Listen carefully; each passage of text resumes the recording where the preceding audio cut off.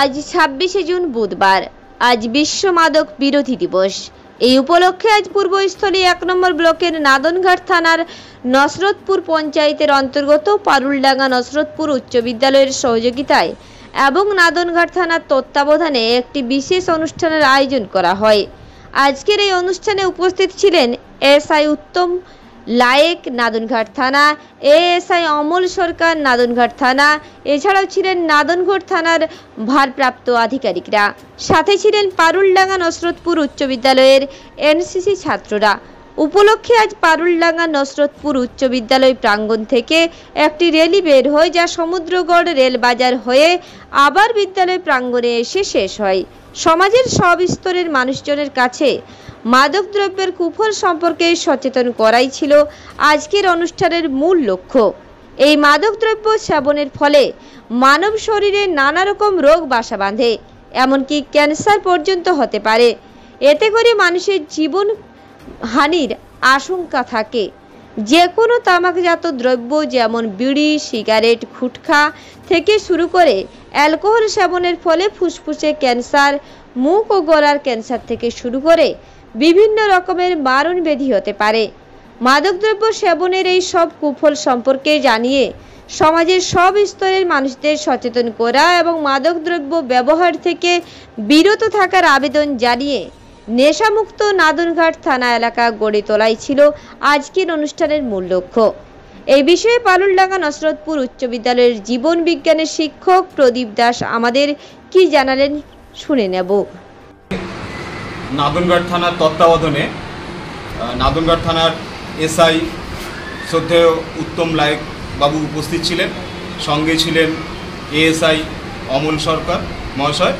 তার সাথে নাদনঘাট থানার আরও বিশিষ্ট ব্যক্তিবর্গ এবং অন্যান্য স্টাফরা উপস্থিত ছিলেন, সিভিক ভলেন্টিয়াররা উপস্থিত ছিলেন। আজ আমরা পারুলডাঙ্গা নসরতপুর স্কুল নাদনঘাট থানার সাথে যৌথ উদ্যোগে ওনারাই তত্ত্বাবধান এবং ওনারাই সমস্ত কিছু ব্যবস্থাপনা করেছেন।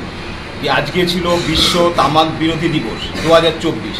আমরা তামাক বিরোধী দিবস মানুষের মধ্যে একটা সচেতন ছড়িয়ে দেওয়ার জন্য আমরা এই প্রোগ্রাম নাদনঘাট থানার তত্ত্বাবধানে একটা র্যালি করেছি। তো আজকে যে মাদক দ্রব্য থেকে মানুষকে বাঁচাতে হবে, সারা বিশ্ব জুড়ে যে মাদকের যে অপব্যবহার এবং মাদক দ্রব্য সেবনের ফলে মানুষের জীবন যে বিপন্ন হতে চলেছে, সেই বিষয় নিয়ে আজকে আমরা সচেতনতা দিতেই সমাজে আমরা এই র্যালি করেছিলাম। এই ধূমপান থেকে আরম্ভ করে, মদ্যপান থেকে আরম্ভ করে, আরও ড্রাগ চরস থেকে আরম্ভ করে এইসব যে মানুষ সেবন করে, এর যে ক্ষতিকারক দিকগুলো, সেই ক্ষতিকারক দিকগুলোকে সমাজকে এবং মানুষের জীবনকে ধীরে ধীরে বিপন্ন করে তুলেছে। সেই জায়গাটাই আমাদের লক্ষ্য এবং নাদনঘাট থানারও সেটাই লক্ষ্য, যে এটা মানুষের মনে যাতে খারাপ দিকগুলো কী কী আছে সেগুলো যাতে জানতে পারে, মানুষ জানে। তারপরেও আমরা এই সচেতন, শুধু আমরা বলবো যে প্রতিদিন আমাদেরকে এই সচেতনতার বার্তা সবার মধ্যে পৌঁছে দিতে হবে। সে ধূমপানই হোক আর মদ্যপানই হোক আর গাঁজাই হোক, কোনোটাই যাতে মানুষ সেবন না করে, সে এর পরিবর্তে মানুষকে ভালো পথে ফিরে আসার জন্য তত্ত্বাবধানটা আর কি।